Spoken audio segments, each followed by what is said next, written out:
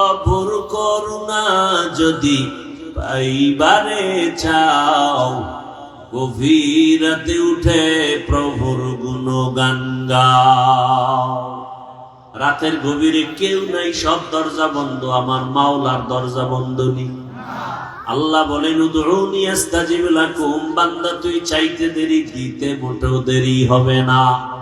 ইয়া ইলাহি মুঝসে মুঝকো দূর কর, তাকে দেখো মুঝ মে তুঝকো এক নজর।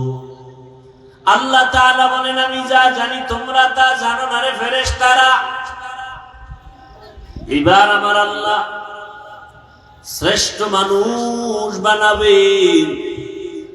আল্লাহ তাআলা একটা মুক্তা বানাইয়া আল্লাহ কুদরতের হুকুম দিলেন, মুক্তা থেকে পানি বের হওয়া শুরু হয়ে গেল।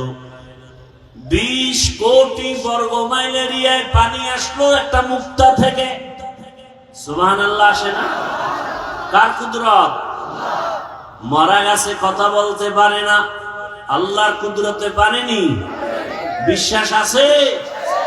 পাথর কথা বলতে পারে না, আল্লাহর কুদরতে পারে। যেই একটা ছোট মুক্তা থেকে 20 কোটি বর্গ মাইল এরিয়া পানি আসলো, দয়াময় আল্লাহ পানির উপরে নজর দিলেন কুদরতের। পানির মধ্যে ঢেউ আর তরঙ্গ শুরু হয়ে গেল। একটার সাথে একটা বাড়ি লেগে লেগে ফেনা ফেনা জন্ম নিতে নিতে গাঢ় হয়ে গেল, মাটির চামড়ার মতো। আল্লাহ তাআলা জিবরাইল আমিনকে বললেন, ওখানে তুমি যাও, ওখান থেকে একটু চামড়া নিয়ে আসো, আমি আদমকে বানাবো। জিবরাইল আমিন আসলেন, মাটির অনুমতি চাইলেন, আর পাইলেন না, খালি ফিরে গেলেন। এরপরে মিকাইল আলাইহিস সালামকে আল্লাহ পাঠালেন, ফেরত গেলেন। ইসরাফিলকে পাঠালেন, ফেরত গেলেন। সর্বশেষ আজরাইল আলাইহিস সালামকে পাঠালেন, মাটির উপরে আঘাত করে চামড়া নিয়ে আমার আল্লাহর আদালতে হাজির। দয়াময় আল্লাহ এই মাটির চামড়া দিয়া পয়গম্বর আদমকে বানাইলেন। এটা পৃথিবীর সেন্টার, এখানে আল্লাহ পাক কাবা ঘর নির্মাণ করলেন, আর ওখানে চামড়ার অংশ দিয়া আদম নবীরে বানাইয়া ফেরেশতার সামনে হাজির করলেন। আল্লাহ পাক উপস্থিত ফেরেশতাকে উপলক্ষ করে ওয়াদা করলেন, তোমরা যে আল্লাহ বলেন ফেরেশতারা সব মাখলুকাতের নাম বলে দাও, বলে পারি না। ওয়া আল্লামা আদামাল আসমাআ কুল্লাহা, আদম নবীকে আল্লাহ পাক ইলম দান করলেন। আদম নবী মাখলুকাতের নাম বললেন। ফেরেশতারা বুঝতে পারলো আদম আমাদের চেয়ে শ্রেষ্ঠ, আমরা শ্রেষ্ঠ হওয়ার যোগ্য না। নিজেদের ভুল বুঝতে পাইরা আল্লাহর কাছে বলেন, সুবহানাকা লা ইলমা লানা ইল্লা মা আল্লামতানা ইন্নাকা আনতাল আলিমুল হাকীম। তুমি আল্লাহ পবিত্র, তুমি আমাদের যে ইলম দিয়েছো এর বাইরে কিছুই জানি না, কোনো ইলম নাই। আদম আমাদের থেকে শ্রেষ্ঠ। আল্লাহ বলেন এটা মুখে বললে হবে না, উসজুদু লি আদম, আদমের সিজদা দিয়া প্রমাণ করে দেখাও। ফাসাজাদু ইল্লা ইবলিস, সবাই সিজদা করলো, ইবলিস সিজদা করে না। আদমকে আল্লাহ সম্মান দিয়ে দেখাইলেন আদম হবে শ্রেষ্ঠ। ফেরেশতারা এই যে মনে মনে ভাবছিলেন শ্রেষ্ঠ হব, এই ভাবনাটা সঠিক ছিল না ভুল? ভুল। এটা আল্লাহর কাছে পেশ করলেন একটা ওসিলা দিয়া, ও আল্লাহ আমাদের সেই গোপন ধারণাটা ছিল ভুল, আপনার কাছে ক্ষমা চাই। ডাইরেক্ট ক্ষমা না, একটা ওসিলা পেশ করলেন। ওসিলা হলো একটা আমল, ওসিলা দিয়া দোয়া করা পয়গম্বরের সুন্নাত।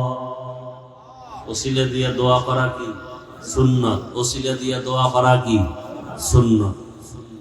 কি ওসিলা? একটা আমল। সে আমলটা কি? যেখানে চামড়া দিয়া আদমকে আল্লাহ বানালেন, ওই বরাবর 7 আসমান আমরা উপরে তাকাইলে কি দেখি? কথা বলেন না কেন? 7টা দেখেন না একটা? এর উপরে আরো আছে কয়টা? 6টা।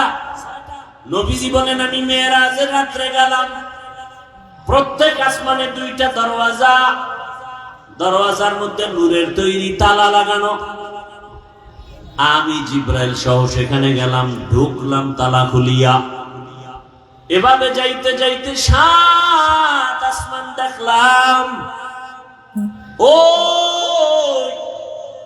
পৃথিবী নামক মধ্যখান জায়গা, যেখানে মাটির চামড়া দিয়ে আদমকে বানালেন, ওই বরাবর 7 আসমানের উপরে একটা কাবা আছে, ওটারও ফেরেশতাদের কাবা, নূরের তৈরি বাইতুল মামুর। মুহূর্তে মুহূর্তে 70,000 ফেরেশতারা তাওয়াফ করে। একবার যারা সুযোগ পাবে কিয়ামতের আগে আর তাদের সিরিয়াল আসবে না। কি পরিমাণ ফেরেশতা আল্লাহ বানায় রাখছেন। ফেরেশতারা বললেন, হে মালিক, আমরা যে তাওয়াফ করি বাইতুল মামুরের, এই তাওয়াফের বরকতে আমাদের মাফ করে দাও। কথা বুঝতেছেন আমার? না খারাপ লাগতেছে আপনাদের? আল্লাহ বললেন, তোমরা গুনাহ চিনো না, গুনাহ বুঝো না, এরপরেও ধারণার অপরাধে যদি তাওয়াফকে ওসিলা বানায় ক্ষমা চাও, তাহলে আমি যাদেরকে শ্রেষ্ঠ মর্যাদা দিয়া বানাবো, ওরা দুনিয়ায় গিয়া গুনাহ করবে, হাতের গুনাহ, চোখের গুনাহ, জবানের গুনাহ, তাদের জন্য তো একটা ক্ষমার ব্যবস্থা করা দরকার। ও জিবরাইল যাও, ওই চামড়া যেখান থেকে আনছো, আজরাইল আনছে, ওখানে গিয়ে একটা ঘর বানাও বাইতুল্লাহ।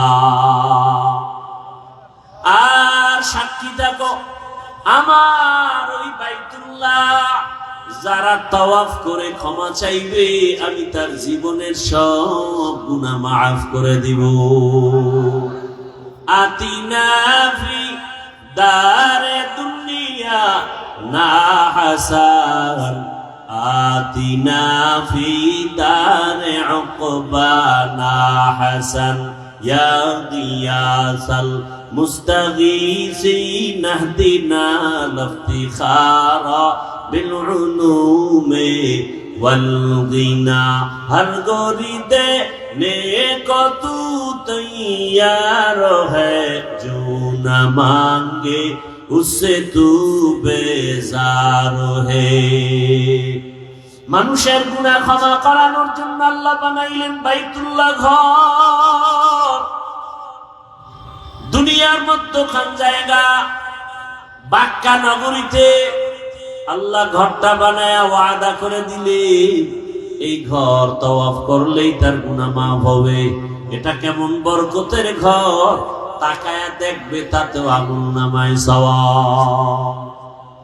ইন্না আউওয়ালা বাইতি উযিআ লিন-নাসি লাল্লাযী বিবাক্কাতা মুবারাকান ওয়া হুদা, মুবারাকান ওয়া হুদান লিল আলামিন।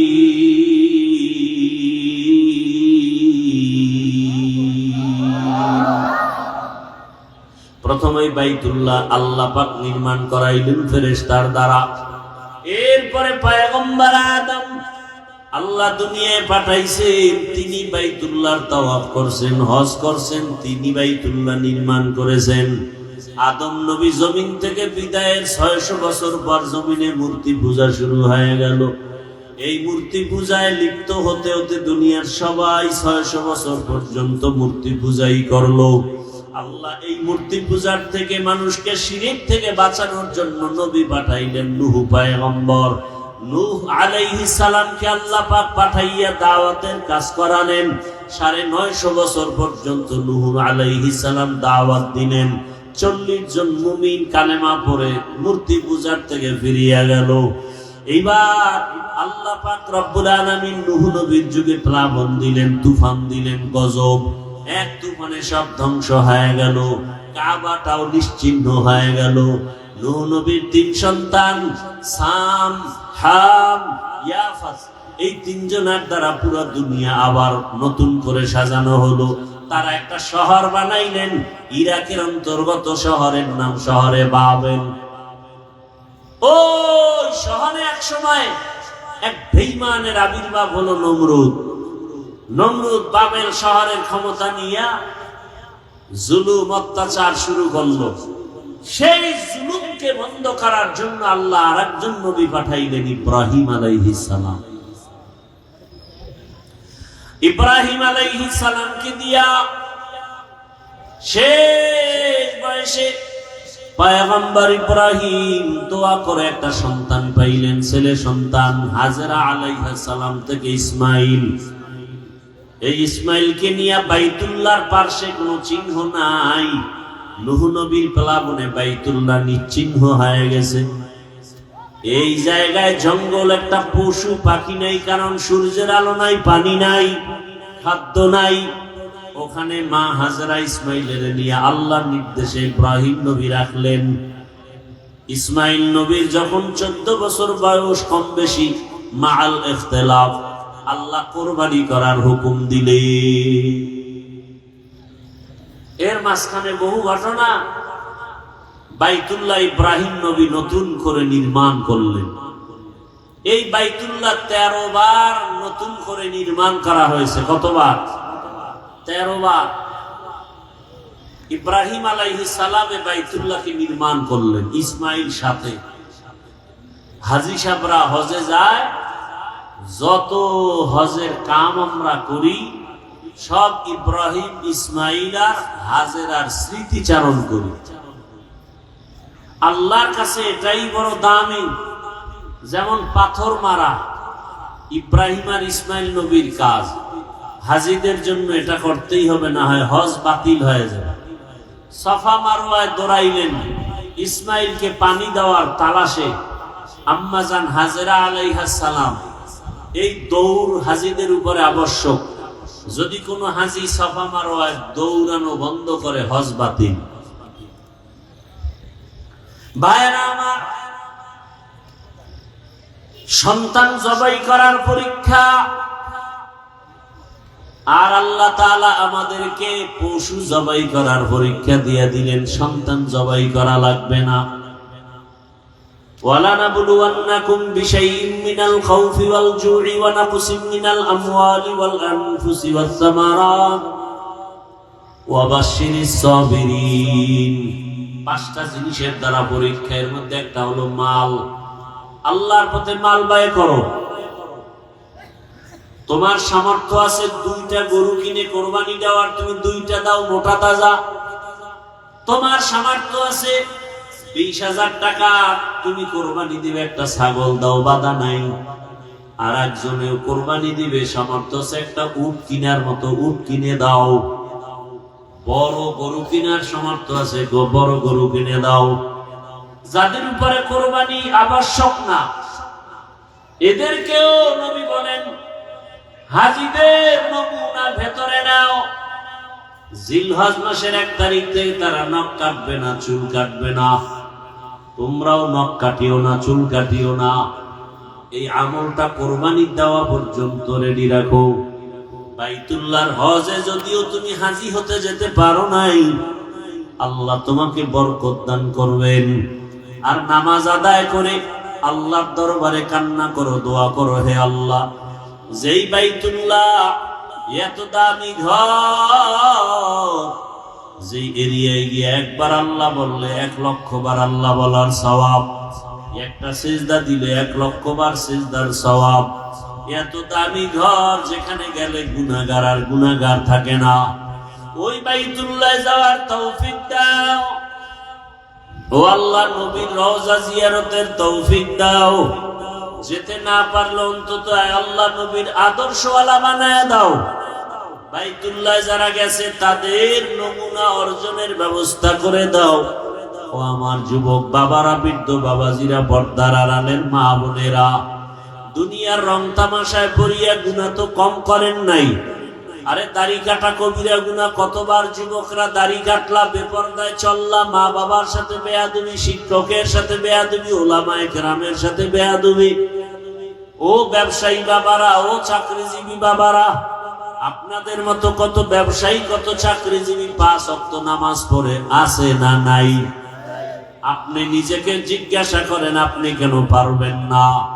ও আমার কলিজার যুবক, তোমার মতো যুবক স্কুল কলেজে পড়ে, নামাজ পড়ে, বলো তুমি পারো না কেন? তোমার কপাল কেন খারাপ? তোমার মতো যুবক র্যাব, আর্মি, পুলিশ, বিডিআর এর চাকরি করে, 5 ওয়াক্ত নামাজ পড়ে, দাড়িওয়ালা, তুমি পারো না কেন? তোমার কপালে কার বরদোয়া লাগছে জানা নাই? তোমার মতো যুবক রাস্তায় গাড়ি চালায়, নামাজ পড়ে, তুমি কেন পারো না? নদীর মধ্যে মাছ ধরে, নামাজ পড়ে, তুমি পারো না কেন? তোমার মতো যুবক র্যাব, আর্মি, পুলিশ, বিডিআর এর চাকরি করে, নামাজ পড়ে, ওসি, ডিসিএসপি নামাজি, এমপি, মন্ত্রী, ব্যবসায়ী, চাকরিজীবী নামাজি, তুমি পারো না কেন? আসলে তোমার উপরে আল্লাহ গুনার কারণে বেজার হয়ে গেছে। ও বৃদ্ধ বাবাজি, এখনো সময় আছে, তওবা করেন। পর্দার আড়ালের মা বোনের, আপনার মতো কত মা পর্দা করে, নামাজ পড়ে, স্বামীর মাল হেফাজত করে, আপনারা পারেন না কেন? এখন থেকে তওবা করেন। শয়তানের ধোকায় পড়ে মনের আশা পূরণ করতে গিয়ে তো গুনাহ কম করেন নাই। আল্লাহর ডাকে সাড়া দিতে হবে, কখন মরণ হবে বলা যায় না। গাড়ির নিচে যুবকের লাশ, পানির নিচে লাশ, ঘুমের বিছানায় লাশ। এখন থেকে তওবা করেন, আর দাড়ি কাটবেন না, নামাজ ছাড়বেন না, বেপরদায় চলবেন না, নবীর তরিকা মেনে চলবেন, মা বাবার দোয়া, শিক্ষকের দোয়া নিয়া, উলামায়ে কেরামের দোয়া পরামর্শ নিয়ে নবীর আদর্শ মেনে চলবো। তওবা করার মতো যদি নিয়ত হয়, মুনাফিকি না থাকে, খাঁটি তওবার নিয়তে দুটো হাত আমার আল্লাহকে দেখায় দাও। আয় আল্লাহ, হাতগুলো কবুল করে নেন, তওবা কবুল করে নেন, তওবার উপরে মজবুত হইয়া চলার তৌফিক দান করেন, আমিন। আলহামদুলিল্লাহি রাব্বিল আলামিন, والصلاة والسلام على سيد الأنبياء والمرسلين وعلى آله وأصحابه أجمعين. يا أرحم الراحمين، يا أرحم الراحمين، يا أرحم الراحمين. رب ارحمهما كما ربياني صغيرا. اللهم إنك عفو كريم تحب العفو فاعف عنا. اللهم إنا نسألك رزاك والجنة ونعوذ بك من سخطك والنار. اللهم إنا نعوذ بك من البرص والجنون والجذام وسيء الأسقام. ওদায়ার মালিক, গুনার বোঝা নিয়ে আমরা আপনার দরওয়াজায় হাজির। মেহেরবানি করে আমাদের মাফ করে দেন, মাহফিল কবুল করে নেন, আয়োজনকারী, সহযোগিতাকারী, দান সদকাকারীদের কবুল করে নেন, এলাকায় শান্তির ফয়সালা করে দেন, মা বোনদের পর্দাওয়ালা আবেদা বানায় দেন, সন্তানগুলো নেককার বানায় দেন, যারা পরীক্ষার্থী লেখাপড়া করে কামিয়াবি দান করেন, চলার পথে হেফাজত করেন আল্লাহ, সুন্নাতওয়ালা জীবন দান করেন, যারা ব্যবসা চাকরি করে হালাল ভাবে বরকত বাড়ায় দেন, সারা দুনিয়াবাসীকে মাফ করে দেন। আয় আল্লাহ, প্রবাসে যারা, তাদের হেফাজত করেন, বাংলাদেশ শান্তির দেশ বানায় দেন। ইসলামের জন্য, দেশের জন্য যারা জীবন দিল, তাদের মাফ করে দেন। এখনো যারা চেষ্টা করে, কবুল করে নেন। আয় আল্লাহ, বাতিলের মোকাবেলায় বিজয় দান করেন, বাতিলকে বাতিলের দ্বারা দমন করে দেন, বাতিলকে বাতিলের দ্বারা দমন করে দেন, বাতিলের